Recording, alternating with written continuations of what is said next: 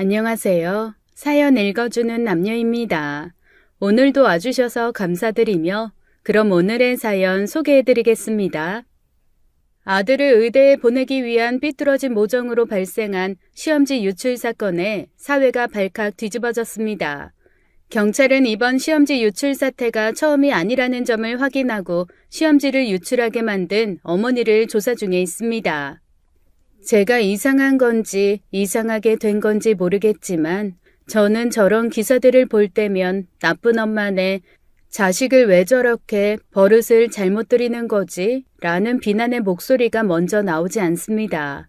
바로 탄식처럼 나오는 말은 부럽다예요. 그런 나쁜 짓을 해서라도 자식을 올려보내려는 그 엄마의 마음이 부럽다랄까요? 그렇다고 옳은 일이라는 건 아닙니다. 기사에서도 앞머리에 모정이라고 말하고 있잖아요. 저는 바른 모정도 삐뚤어진 모정도 받아보지 못했던지라 그렇습니다.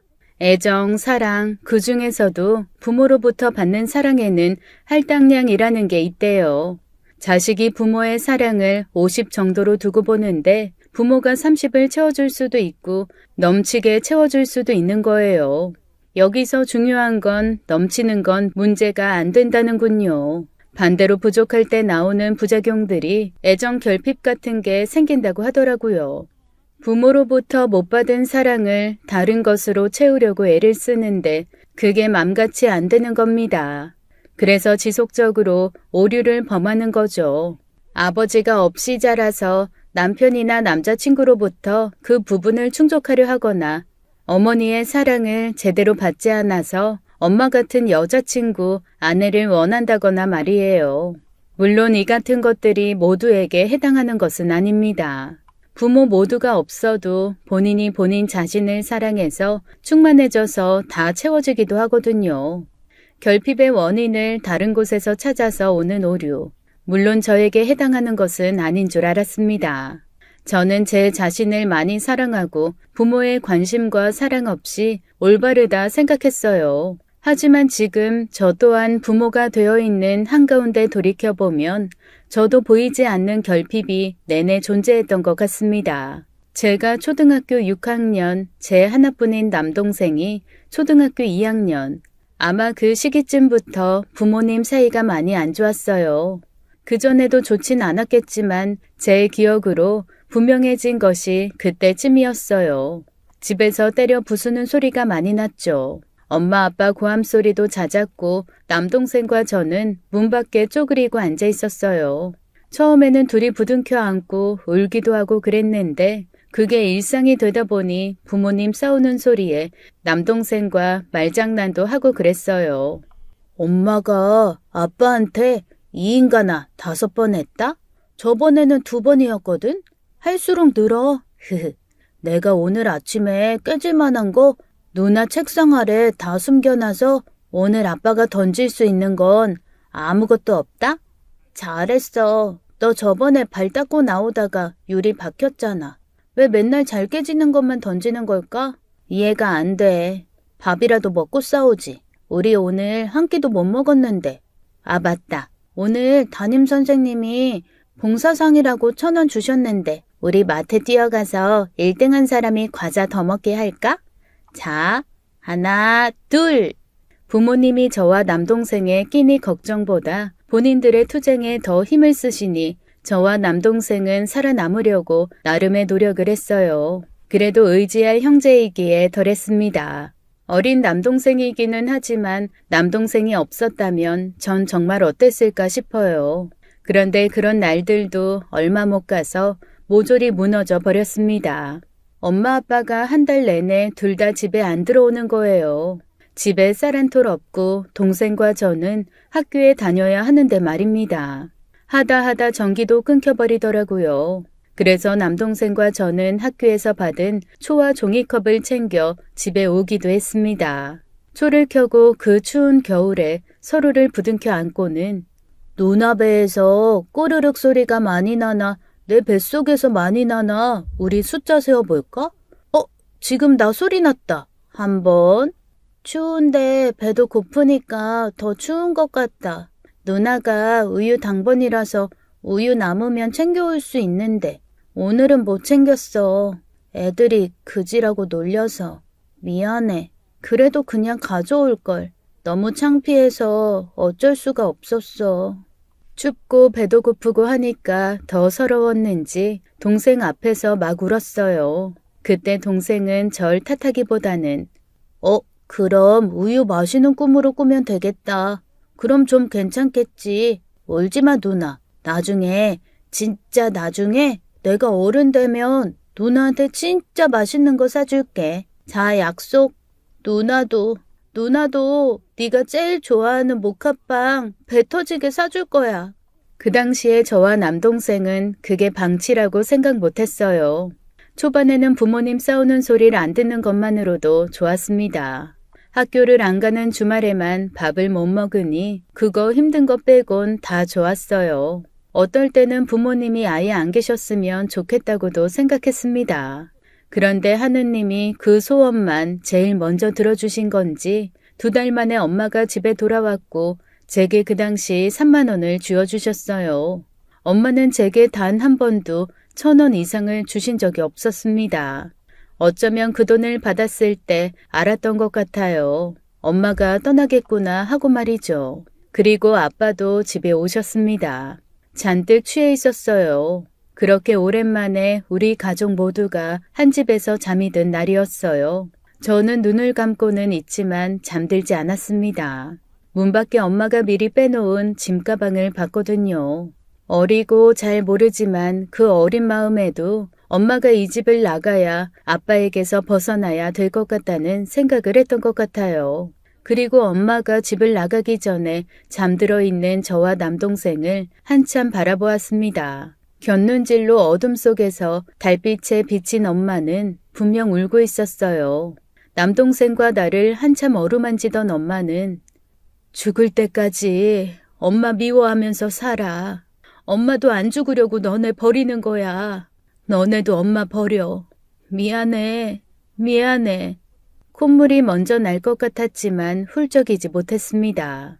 혀로 입천장을 꾹 누르면서 참았어요.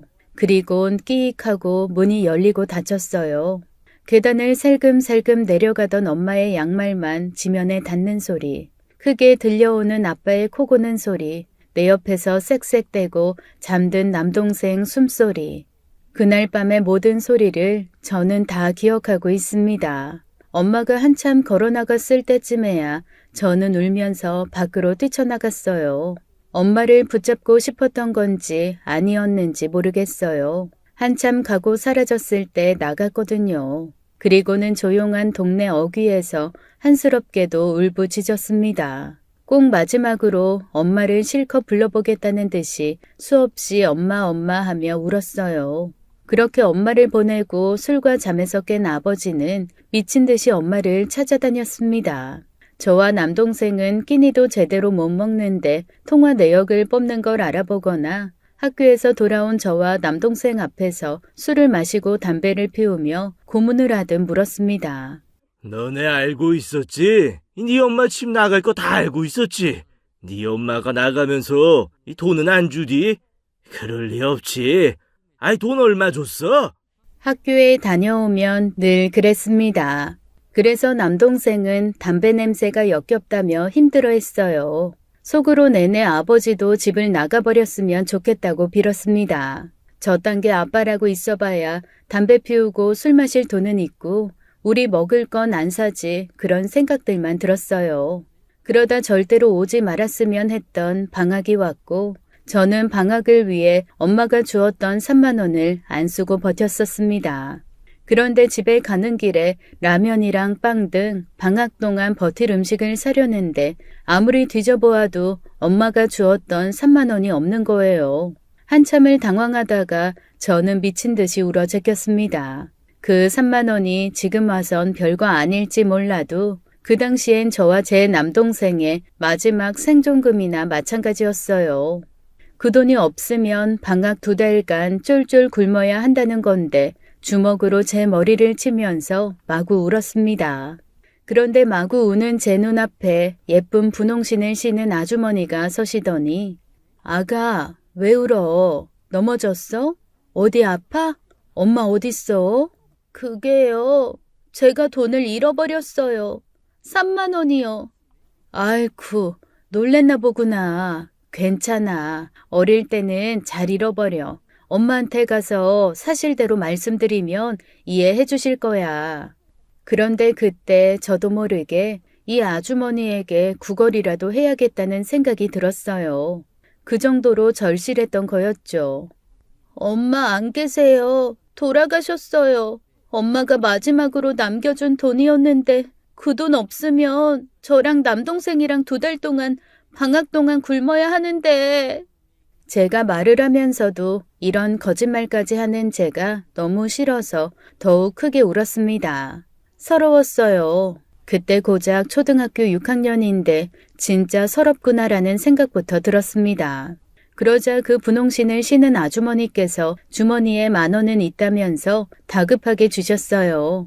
그러면서 나중에 저처럼 어려운 사람한테 그 10,000원 꼭 갚으라고 했습니다.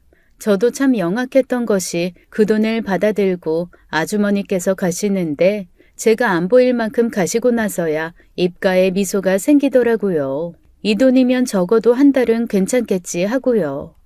당장 달려가서 남동생 먹일 생각에 벅차올랐습니다. 집에 전기도 끊기고 가스도 안 되어서 부탄가스를 사야 했어요.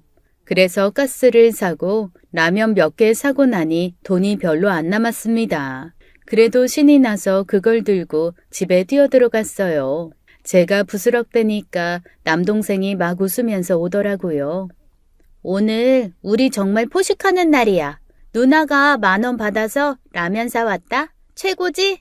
와, 누나 정말 멋져. 나 정말 배고파서 힘이 하나도 없었는데 누나 말 들으니까 힘이 나는 것 같아.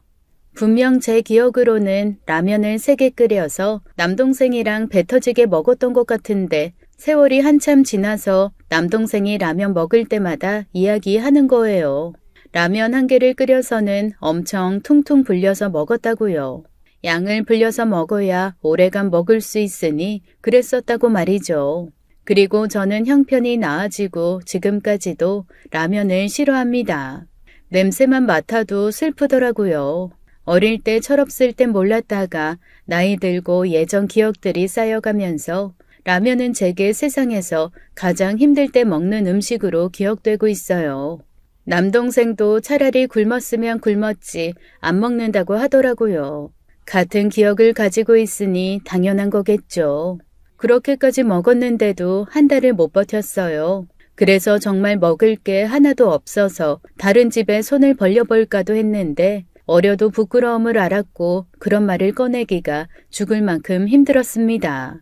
그래서 노숙자 무료 급식소를 찾아갔어요. 집에 있던 비닐봉지 3개를 챙겨 들고 가서는 배식해주는 아주머니들께 담아달라고 했습니다. 제가 안쓰러웠는지 아주머니 한 분이 보냉백 하나에 가득 채워서 안겨주셨어요. 또 와. 아줌마가 따로 더 빼놓을게. 우리 월요일마다 오거든. 일주일치씩 챙겨놓을게. 꼭 와. 다음에 올 때는 남동생 손잡고 와. 와서 둘이 먹고서 챙겨가. 알겠지? 그러면서 아주머니는 제 볼을 쓰다듬어 주시고 잘하는 거라고 용기 있는 거라고 말씀해 주셨습니다. 부끄러운 거 아니라고요. 동생을 지키는 누나니까 어쩔 수 없는 거라고요. 괜히 기뻤습니다. 부모님께도 못 받은 칭찬을 받아서 잔뜩 들떴어요. 그래서 엄청 신나하면서 집에 갔는데 동생이 없는 거예요. 다시 밖으로 나와서 동네를 돌아보는데 슈퍼 앞에서 혼나고 있었습니다. 아이 이놈 자식이 라면을 한가득 배 안에 놓고 돈통에 있는 돈까지 지금 입에 넣었다니까. 이 녀석 이거 말을 못하고 있잖아. 그래서 너 이 녀석 아저씨랑 경찰서 갈 거야? 아님 순순히 뱉을 거야? 남동생은 입을 손으로 막고는 고집을 피우고 있었습니다.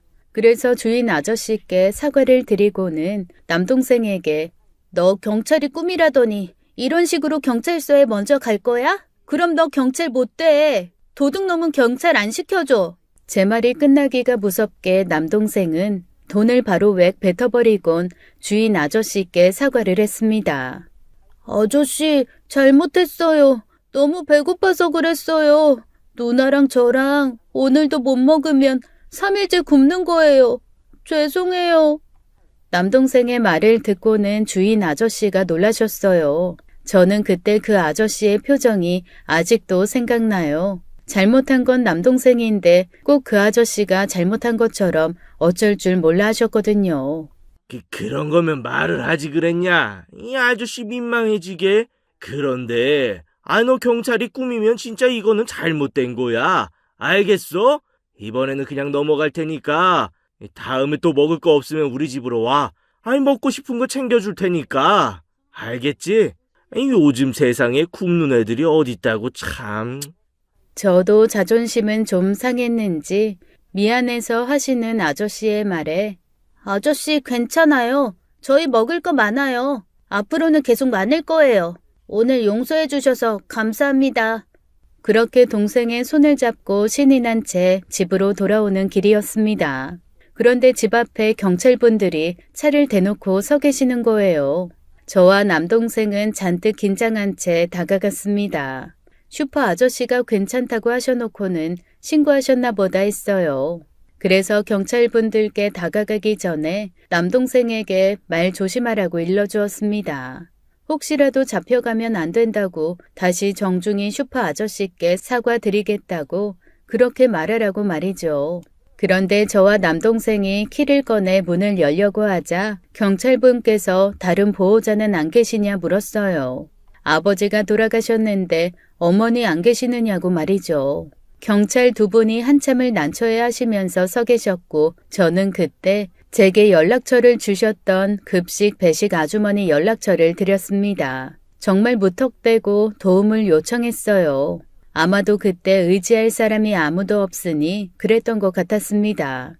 다행히 배식 아주머니께서 불편하게 생각지 않으시고 본인이 소속된 봉사단체에 알리고는 세세하게 도와주셨어요. 그래서 저와 남동생은 그런 아주머니가 알려주시는 대로만 따라다니기만 했죠. 너희 아빠가 돌아가셨대. 너희가 많이 어리지만 그래도 내 말 이해할 수 있고 지금 정확히 알려줘야 할 것 같아서.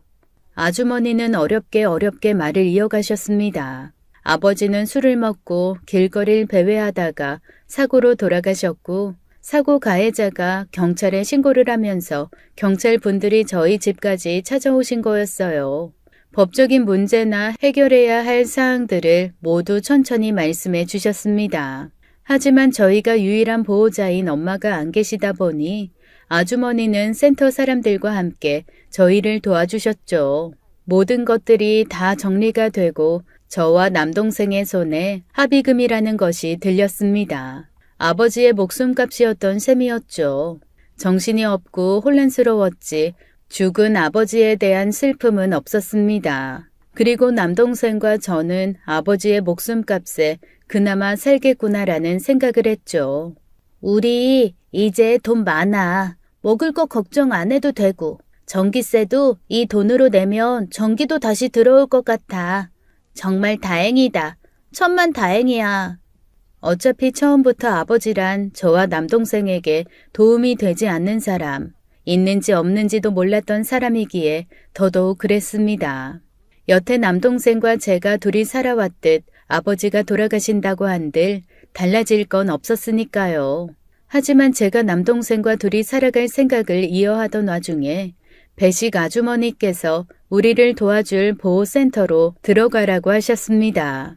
너희 둘이는 못 살아. 그러니까 보호센터 들어가서 편히 지내. 둘이 살 때보다 훨씬 나을 거야. 그때는 어리둥절하고 무슨 상황인지 몰랐는데 아주머니께서 끝까지 저와 남동생을 도와주신 것이었습니다. 저와 남동생은 어느 한 기관에 들어가게 되었고 집과 비교를 하자면 훨씬 좋은 곳이었어요. 저희처럼 부모의 보호가 필요한 아이들이 모여있는 곳이었죠. 먹을 거 걱정 안 해도 되었고 학교에 못 갈 걱정도 안 해도 되었습니다. 따뜻한 공간이 있었고 전기도 들어왔어요. 다른 친구들과 지내야 하긴 했지만 오히려 그 친구들이 많은 의지가 되었죠. 좋았습니다. 그렇게 시설에서 저와 남동생은 제가 성인이 될 때까지 살았습니다. 저는 직업 고등학교를 다니면서 제빵 기술을 배웠어요. 그래서 졸업과 동시에 빵집에 취업을 할 수가 있었습니다. 돈을 많이 벌려면 빵 공장에 취업해야 하지만 그렇게 되면 동생과 떨어지게 되어서 돈은 조금 덜 벌더라도 개인이 하는 빵집에 취업을 했습니다. 시설 센터장님과 친분이 있으신 분이 운영하시는 빵집이었어요. 그래서 다른 곳들보다는 조건이 좋았습니다. 돌아가신 아버지가 남겨주셨던 돈으로 빵집 근처에 작은 방을 하나 얻었어요.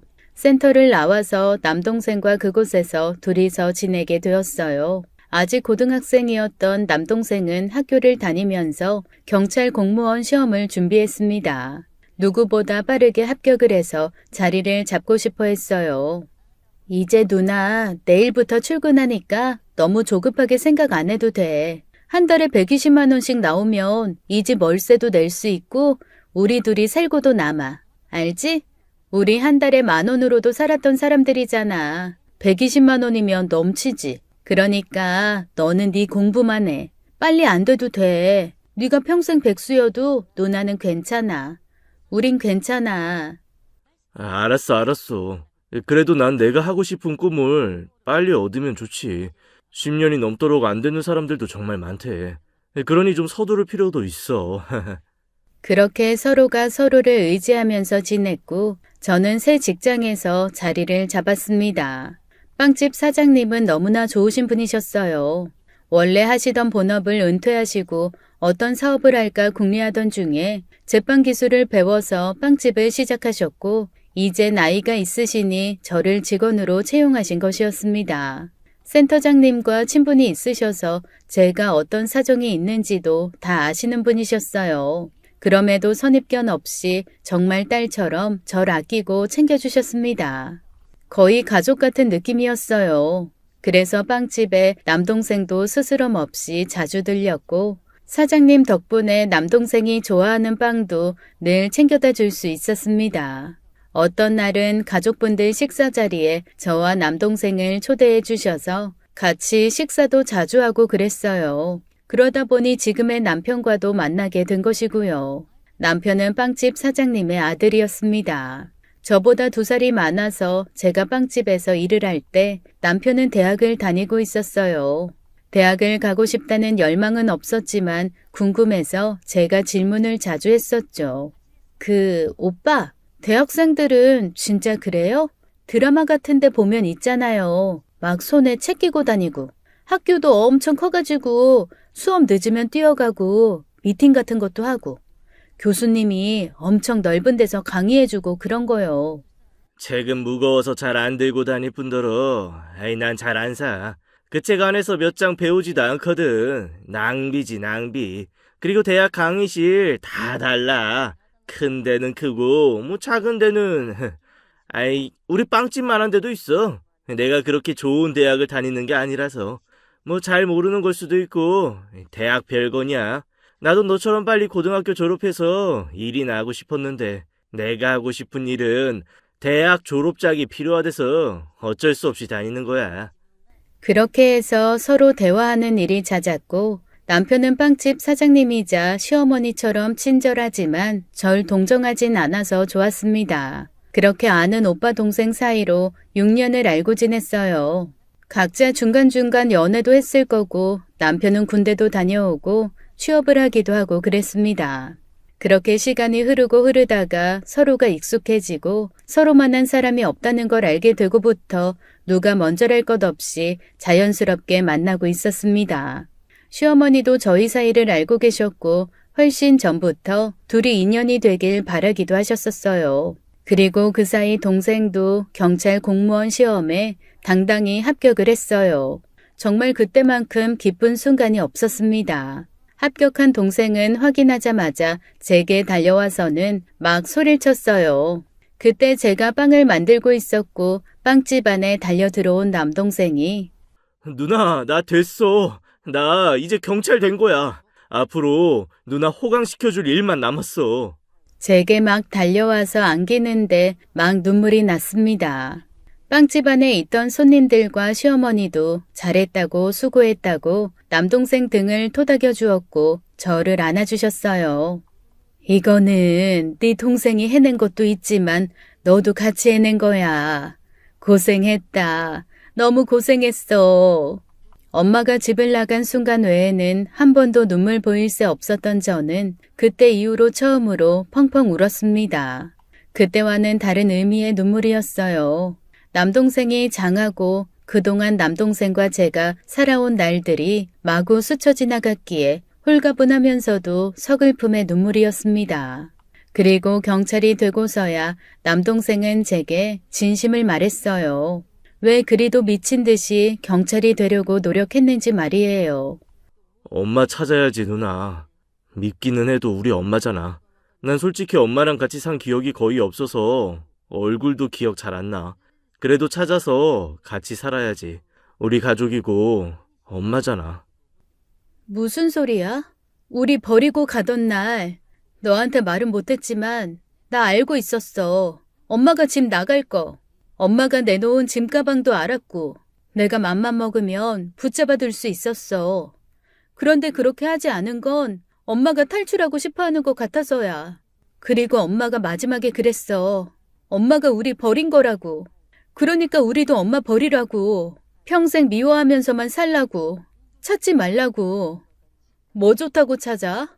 우리 어떻게 살았었는지 너 잊었어? 넌 자식 굶겨 방치하고 버린 엄마 찾고 싶니?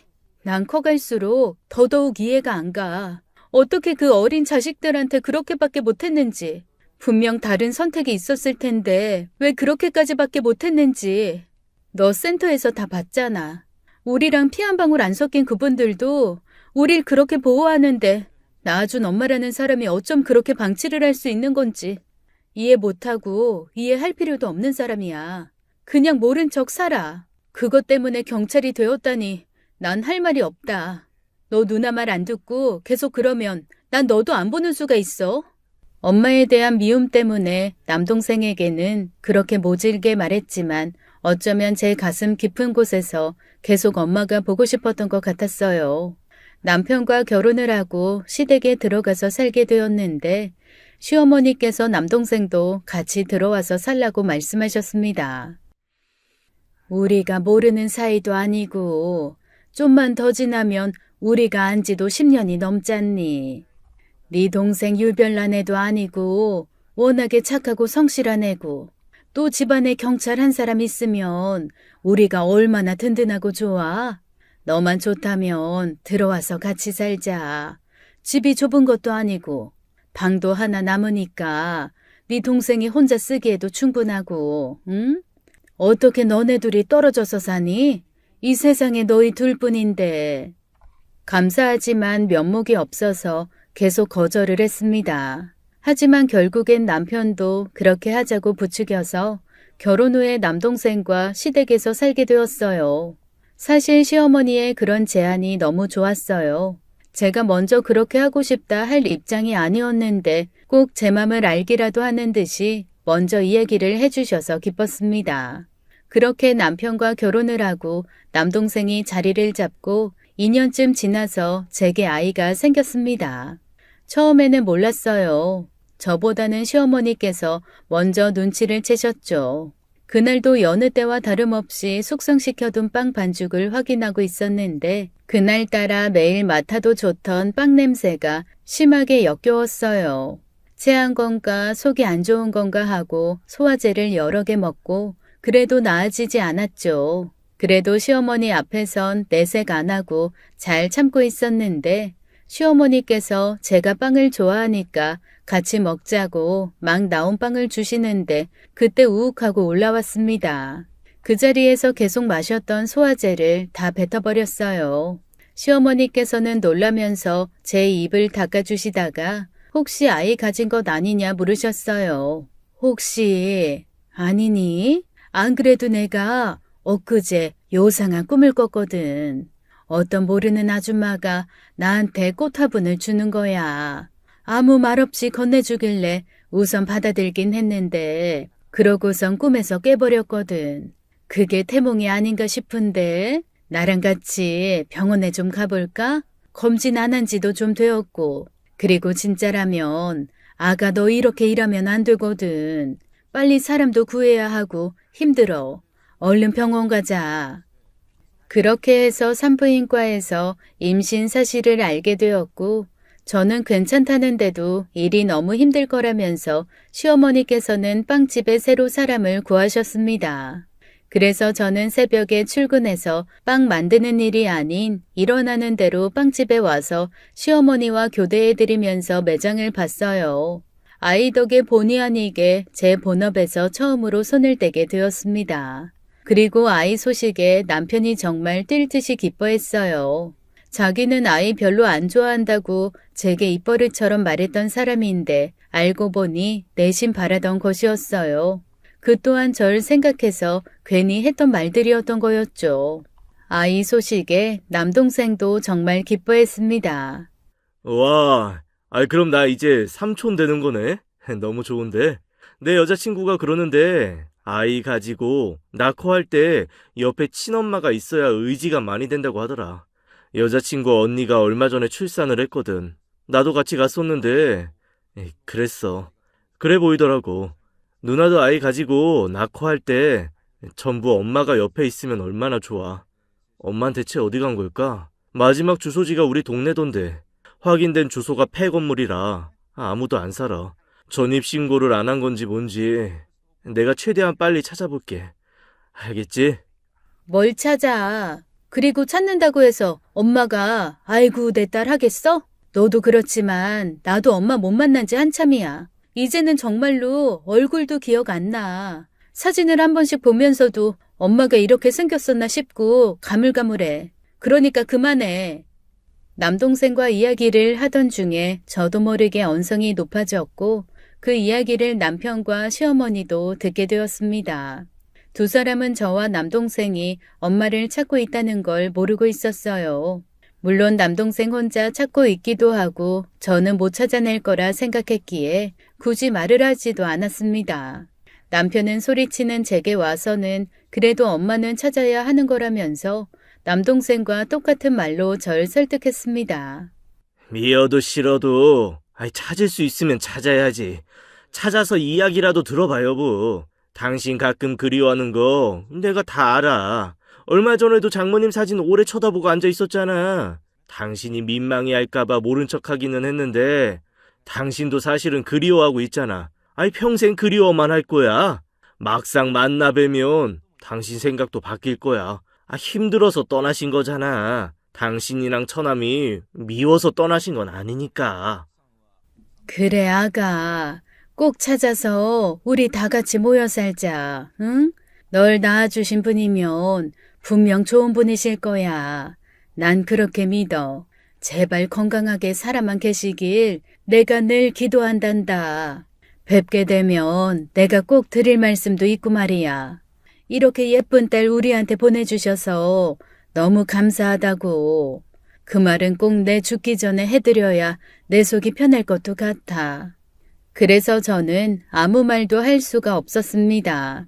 엄마를 찾을 수 있을까 보다는 찾았다가 우리한테 기대면 어쩌지? 혹시 거지 같은 꼴로 나타나서 우리한테 구걸하면 어쩌지 하고 그런 걱정이 먼저 앞섰던 것 같아요.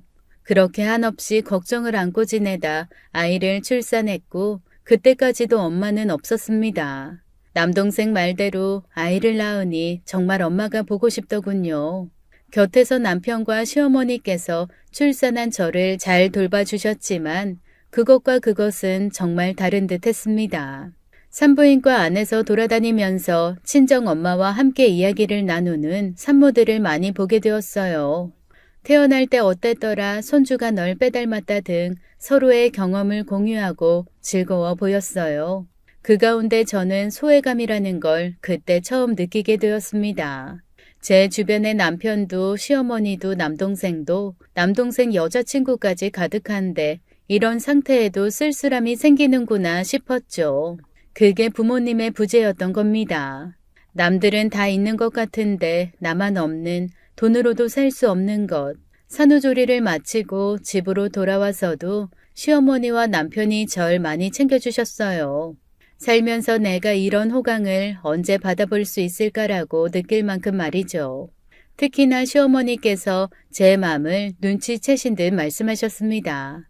나는 엄마가 일찍 돌아가셔서 너처럼 이럴 때 안 계셨어. 그때 얼마나 서글프던지. 내가 우리 아들 낳았을 때가 27, 그렇게 이르지 않은 나이였고 나름 어른이라고 생각했는데 어른이 되고 지금 나처럼 할머니가 되어도 엄마는 늘 똑같아. 없으면 그립고 슬프고 있으면 있는 것만으로도 의지가 되고 힘이 나고. 그래도 아가니가 나와는 다른 게 엄마가 계시잖아. 우리 조금만 더 기다려보자. 아마 너희 엄마께서도 엄청 보고 싶으실 거야. 시엄마인 나도 네가 눈에 안 보이면 그렇게 신경이 쓰이는데 오죽할까. 이제 너도 엄마 되었으니 너무 나쁘게만 생각지는 말어. 이 시어미는 엄마가 사람만 있다면 그 사람이 나쁜 사람일지라도 만나고 싶다. 제가 친엄마를 찾는 것에 부정적이자 그런 식으로 시어머니께서는 제 마음을 계속 달래주셨어요. 현재의 친정엄마의 모습이 아무리 초라하고 위태로울지라도 그까짓 건 아무것도 아닐 거라고 말이죠. 그러던 어느 날 시어머니 빵집이 들어가 있는 건물에 청소 담당자가 바뀌면서 관리자가 바뀌니 건물이 엄청나게 깨끗해졌습니다. 시어머니께서 원래 그런 말씀 잘 안 하시거든요. 새로 온 청소 관리자분이 일을 너무 잘한다고 칭찬을 하도 하셔서 제 귀에까지 들어왔죠. 전에 하시던 분도 너무 잘해주셔서 감사했는데 다행히 새로 오신 분도 너무 일을 잘해주시네. 내가 새벽에 빵 만들러 나올 때 보니까 세상에 무슨 계단을 그렇게도 빡빡 닦으시는지. 바닥을 닦는 게 아니라 무슨 도 닦는 거 있잖니? 정신 수양하는 사람, 그런 사람처럼 일을 하시는 거야. 그래서 내가 한마디 했지. 너무 열심히 하시면 병나신다고. 그랬더니 그 아주머니가 어차피 집에 가면 할 것 없다고 청소만 죽어라 하다가 집에 가서 지쳐 잠드는 게 속 편하다는 거 있지? 무슨 사연이 있는 건가 너무 안쓰러워. 저 또한 힘들게 살아왔던 순간들이 있기 때문에 굳이 남의 힘든 이야기 궁금해하지도 않고 관심이 없었어요. 그에 비해 시어머니께서는 저와 남동생을 거두셨듯 상관도 없는 남의 힘든 사정에 자신의 일처럼 가슴 아파하셨습니다. 그래서 크게 신경 쓰이지 않았어요. 건물 청소하시는 분이 어떻게 사시던 저는 별 상관이 없으니까요. 그러다 청소 담당자님이 바뀌고부터 건물 외관에 있는 식물들과 건물 안의 화분들이 조금씩 죽어가고 있는 걸 확인하게 되었습니다. 좀 이상해서 다가가 흙을 만져보니 물을 한참 안 준 것 같더라고요. 그 전에 근무하시던 분이 식물을 좋아하셔서 여기저기 씨를 뿌려 힘들게 가꾸신 걸 제가 다 봐온지라 마음에 걸렸습니다. 그래서 시어머니께 말씀을 드렸죠. 어머니, 새로 오신 분이 너무 식물 관리를 안 해요. 관리를 할 것도 없이 그냥 물만 주면 되는 건데 새로 오시고 한 번도 안 주신 것 같더라고요. 너무 방치되어 있어요. 날도 더워서 하루만 물 안 줘도 애들이 금방 죽는데. 그래? 책임감 있으신 분이라 그러실 것 같지 않은데 왜 그러지? 내일 내가 나와서 한번 이야기해 볼게. 아마 깜빡했을 거야. 청소를 그렇게나 열심히 하는 양반인데 일부러 안 하지는 않았겠지. 그렇게 말씀을 드렸으니 알아서 잘 되겠거니 했어요. 화분에 물 주는 게 그렇게 어려운 일은 아니니까요. 그런데 다음 날도 그 다음 날도 물을 제대로 준 흔적이 전혀 없었습니다. 그래서 이래라 저래라 말씀 전하시는 것도 시어머니 입장에서 곤란하실 것 같아서 그냥 제가 오후에 출근할 때 물을 따로 주었죠. 그랬더니 그제야 조금씩 살아나는 것 같았습니다. 그러면서 또 한 해가 지나가고 봄이 오면서 다시금 좋은 소식이 찾아왔어요. 남동생이 오래도록 만나고 있던 여자친구와 결혼을 하기로 했어요. 남동생이 결혼할 때 부모님 석에 저와 남편에게 앉아달라고 부탁을 하더라고요. 남동생의 그 말에 저도 모르게 가슴이 아팠습니다. 부모님의 부재는 살면서 계속이구나. 끝없이 이런 날들이 생기겠구나. 그런 생각이 들면서 조금은 더 서글퍼졌어요. 아무리 저와 남편이 남동생의 부모 자리를 대체할지언정 대체잖아요. 본체가 아니잖아요. 당시에는 크게 의미를 두지 않았지만 지속적으로 대체하는 삶을 살아온 저와 남동생의 인생이 좀 서글프단 생각이 들었습니다. 제가 결혼을 하고 아이를 낳을 때까지는 엄마를 찾아야겠다는 생각이 크지 않았는데 남동생이 결혼을 앞두고 있으니 마음이 조급해지긴 하더라고요. 그렇다고 해서 제가 발벗고 나설 길 또한 없었습니다. 그저 마음속으로만 외칠 뿐이었어요. 엄마, 지금이라도 우리 앞에 나타나면 다 용서해 줄게요. 아무 일 없었다는 듯이 싹 다 잊고 엄마로 이해해 줄게요. 하고 말입니다. 하지만 여태 살아오면서 제가 바라온 대로 된 일이 거의 없듯이 그렇게 기원을 해도 엄마는 나타나지 않았어요. 그래서 양가 상견례를 저와 남편이 대신해서 가게 되었죠. 상견례 내내 사돈 어른께서 제 남동생에 대한 칭찬 일색이셨어요. 어찌나 바르고 똑똑한지 처음에 둘이 사귈 때부터 우리 집에 찾아왔어요. 부모님 허락하에 정말 진지하게 만나고 싶다고요. 그때는 솔직히 부모님도 안 계시다고 하고 변변한 직업도 없고 대학도 안 다니고 공무원 시험 준비한다고 하니까 못 믿었기보다는 좀 불안했죠. 좀 만나다 말겠지 했습니다. 요즘 젊은 사람들 대부분이 그렇잖아요. 그래도 인사 온 거 보면 바른 청년이구나 했는데 정말 약속대로 이렇게 결혼까지 가서 얼마나 뿌듯한지 모릅니다. 부모님이 안 계셔도 이렇게나 훌륭하게 잘할 수 있구나를 알려주었어요. 내내 잘 이야기를 듣다가 사돈 어른의 마지막 말에 저도 모르게 미간이 굽어졌습니다. 그것 또한 제 편견이려니 하고 티를 내지 않으려 노력했죠. 그렇게 상견례를 마치고 남동생과 남편 그리고 저 이렇게 셋이서 집으로 돌아오는데 무슨 감정인지는 모르겠지만 너무 속상했어요. 상견례 내내 사돈 어르신들은 예의 있었고 존중해 주시는 태도였지만 이상하게도 한껏 무시를 당한 듯한 기분이 들었어요. 왜 그렇게 말씀하신 걸까? 부모가 없으면 문제가 있어야 하는 건가? 꼭 우리가 문제없이 잘 자라서 그게 신기하다는 듯이 말씀하시지 않았어? 이거 내가 괜한 피해의식으로 느끼는 거야? 그런 거야? 내내 기분도 안 좋았고 좋게 말씀하셨어도 불편했어 난. 사실 나도 좀 그렇게 느끼기는 했어. 이야기 들어보니까 처남이 많이 노력한 거더라고. 그쪽 집안에서 반대했는데 그나마 처남이 경찰 공무원 달고 계속 애를 쓰니까 설득되신 것 같아. 그래도 어쩔 수 없이 결혼을 취소할 거야 어쩔 거야. 너무 신경 쓰지 마 여보. 차라리 그렇게 겉으로 다 드러나는 분들이 더 나은 경우가 많아. 남편은 속상해하는 절 달래주었고 옆에서 말없이 듣고 있던 남동생은 제게 나머지는 다 본인이 해결할 일이라면서 속상하게 해서 미안하다는 말을 했습니다. 그때 엄마가 생각이 나서 물었죠. 찾아지고는 있는 거냐고요. 하지만 남동생은 그저 고개를 절레절레 흔들 뿐이었습니다. 결국엔 남동생도 저처럼 엄마가 계시지만 엄마가 참석하지 않은 결혼식을 치렀습니다. 그리고 결혼하면서 시댁에 같이 살았던 남동생이 독립을 하게 되었어요. 짐을 빼고 마지막으로 머무르던 날 시어머니께서 남동생을 안아주셨습니다. 너무 멋지다고 잘했다고 말이죠. 좋은 소식으로 독립을 하게 되어서 축하한다고 말씀해 주셨습니다. 시어머니는 그런 분이셨어요. 유일하게 저와 남동생을 동정하지 않고 응원해 주시는 분. 그래서 더욱 감사했습니다. 남동생도 저와 같은 걸 느꼈는지 시어머니께서 안아주실 때 슬쩍 절 보더니 웃더라고요. 좋았습니다. 그렇게 또 한 차례 집안의 큰 행사를 넘기고 다시 일상으로 돌아왔어요. 시어머니와 교대를 하면서 빵집에 출근을 하는데 집안일로 건물을 잘 신경 쓰지 못해서인지 화분들이 거의 다 죽어 있었습니다.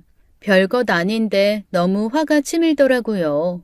물만 조금 주면 되는 아이들인데 조금만 신경 쓰면 건강하게 자랄 식물인데 대체 무슨 생각으로 이렇게까지 방치를 하는 걸까 하고 말이죠. 그래서 시어머니께 하루만 근무 시간을 바꾸자고 말씀드렸습니다. 혹시나 제가 갑질하는 것이라 느끼실까봐 다른 핑계로 말이죠. 어머니, 제가 요즘에 새벽 운동을 하고 싶어서요. 어머니께서 내일 하루 오후 출근으로 바꿔주시겠어요? 저 너무 오래간 제빵 안 하면 감을 잃을 것 같아요. 감도 다시 찾아볼 겸 내일 하루 제가 가볼게요. 해보고 괜찮으면 아예 시간대를 바꾸고요. 어머니 일어나시는 거 힘드시다고 늦잠 한번 자보고 싶다고 하셨잖아요. 그렇게 해서 새벽에 출근을 해서 청소 담당자님께 말씀드리려고 작정을 했죠. 오랜만에 새벽에 출근을 해서 건물에 가보니 제가 일찍 나왔음에도 이미 나와서 청소를 하고 계시는 겁니다. 시어머니 말씀대로 정말 열심히 청소를 하고 계시더라고요. 그래서 좀 허리 펴시고 일어나실 때까지 기다렸어요. 하지만 허리 한번 펴시지 않고 계속해서 미친 듯이 청소만 하셨습니다. 할 수 없이 그분의 리듬을 깨고 말을 던졌어요. 안녕하세요. 저 여기 빵집 며느리인데요. 담당자님 바뀌셨단 말을 한참 전에 들었는데 이제야 인사드리네요. 너무 열심히 잘해주시는데 왜 매번 화분은 관리를 안 해주시는 건지. 제가 시어머니 통해서 몇 번 말씀 전해달라고 했는데 혹시 전달 못 받으셨을까요? 청소 이렇게까지 심하게 안 하셔도 되니까 화분 좀 봐주세요. 부탁드릴게요. 얘네 조금만 신경 써주면 바로 고개 드는 애들이에요. 어려운 일 아니잖아요. 그러자 제 말을 들은 청소 담당자님께서 뒤돌아서는 저를 바라보시는데 순간 저는 그분의 모습에 코로 숨을 훅 들이켰습니다. 분명 엄마였어요. 많이 달라졌지만 저는 알아볼 수 있었습니다. 무조건 엄마였습니다. 반가움보다는 예상치 못한 장소에서 예상치 못한 상황으로 맞닥뜨려서 저는 그저 굳어서 쳐다보고 있었습니다. 정막을 깨고 엄마가 제게 말했어요. 아니에요. 얘네들 물만 줘서 사는 애들 아닙니다. 얘들이 손이 많이 가는 애들이에요. 날짜 계산해서 영양분도 넣어줘야 하고 분갈이도 해줘야 하고요. 귀찮은 애들이죠. 전에 하시던 분이 인수인계 해주시면서 그럽디다. 키우다 보니 자기가 청소하는 사람인지 식물 키우는 사람인지 모르겠다고. 버거우니까 죽으면 뽑아서 버리라 하던데요. 미관상 보기 좋은 건 알겠는데 처음에는 없던 애들이니까 죽어가면 버려야겠다 했습니다. 그래도 버티길래 그냥 두었던 거죠. 그러게 무책임하게 왜 심어둬서는. 끝까지 책임을 못 질 거면 시작도 하질 말았어야지. 엄마의 말이 모두 끝나자 저는 꾸벅 고개 인사만 하고는 빵집으로 뛰어 들어왔어요. 왜 저기 있지? 왜 저러고 있는 거지? 왜 저렇게 많이 늙은 거지?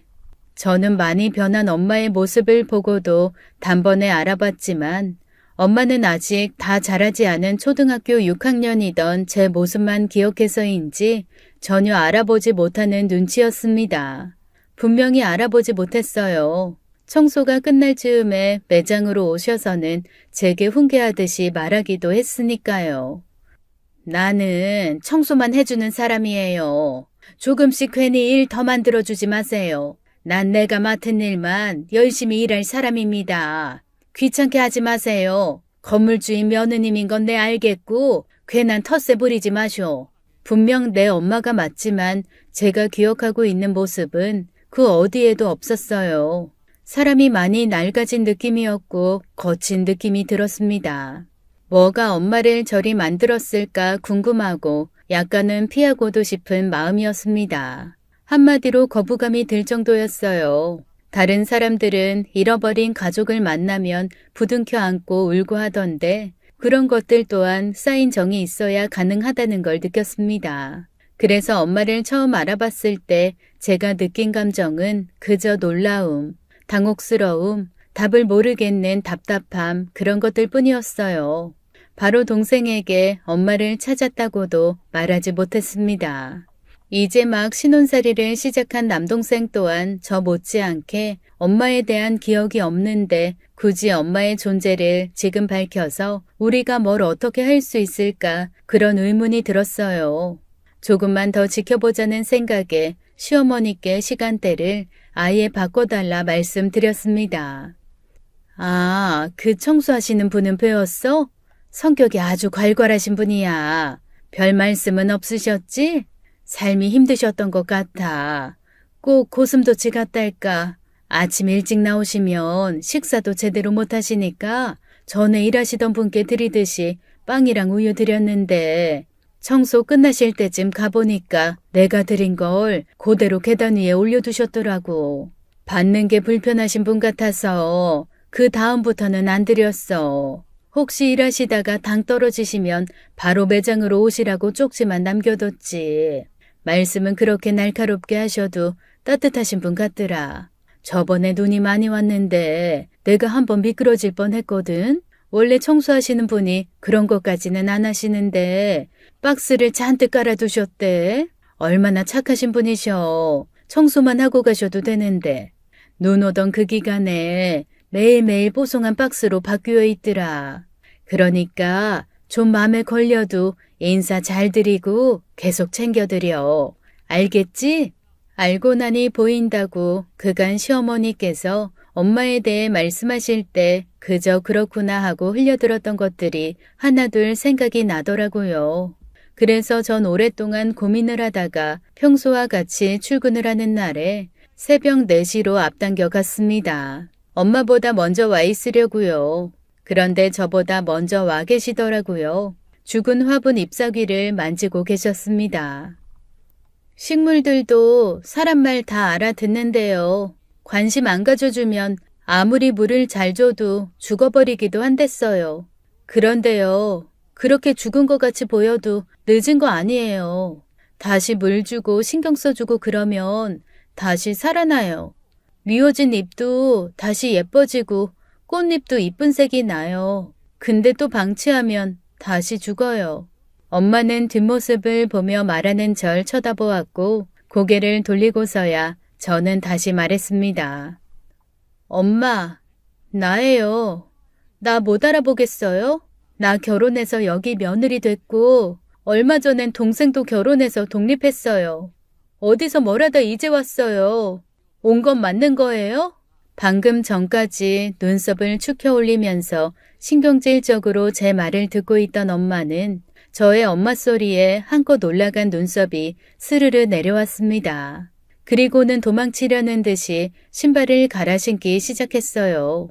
그래서 또 도망갈까봐 지금 놓치면 아예 놓칠까 달려가서 엄마의 허리 쪽을 깍지를 껴 안아버렸습니다. 감동의 포옹이 아닌 포박을 한 거죠. 어떻게든 엄마를 못 도망가게 설득할 수 있는 것이 제 이뿐이었기에 쉼없이 나불댔습니다. 나랑 동생이랑 엄마 원망 안 해. 평생 다 해서 지금은 할 것도 없어. 내가 아까 말했잖아. 여기 이 화분 다시 살리면 살 수 있다고. 여태 엄마가 안 키웠어도 다른 사람 손 타도 잘 크듯이 우리도 그랬어.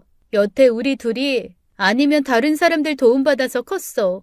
그럼 이제 엄마 차례잖아. 나 겨우 30 중반이고 동생 이제 30이야. 나랑 남동생 남은 인생에 엄마가 있어주면 돼. 우리 많은 거 안 바래. 그냥 옆에 있어주면 돼. 도망만 가지 마. 어디 사는지 알려주고 같이 살면 더 좋고 새로 시집간 거면 가끔만 봐도 좋아. 가지마 엄마. 제게서 발버둥 치던 엄마는 힘이 풀렸는지 주저앉았습니다. 그리고 제가 연락해둔 남동생이 헐레벌떡 뛰어왔죠. 저와 엄마가 잔뜩 기운이 빠져 주저앉아 있는 모습을 남동생이 보고는 엄마와 저의 더러워진 엉덩이를 털어주었습니다. 그리고 그렇게 다 톡톡 털고 남은 시간 같이 보내기 위해서 같이 살고 있어요. 남동생과 제가 집을 얻어서 저 남편 남동생 부부 그리고 엄마까지 다 같이요. 미워하는 시간보다 앞으로의 시간을 선택했습니다. 기쁜 일이 있으면 슬픈 일도 있듯 몇 해 전에 시어머니께서 돌아가셨어요. 돌아가신 시어머니 물건들을 정리하면서 박스에 담겨 곱게 담겨 있는 분홍신을 보고 만감이 교차하기도 했습니다. 신이 극한의 절망까지는 가지 않도록 사람들 속에 천사를 배치한다던데 저는 그게 시어머니가 아니셨을까 싶어요.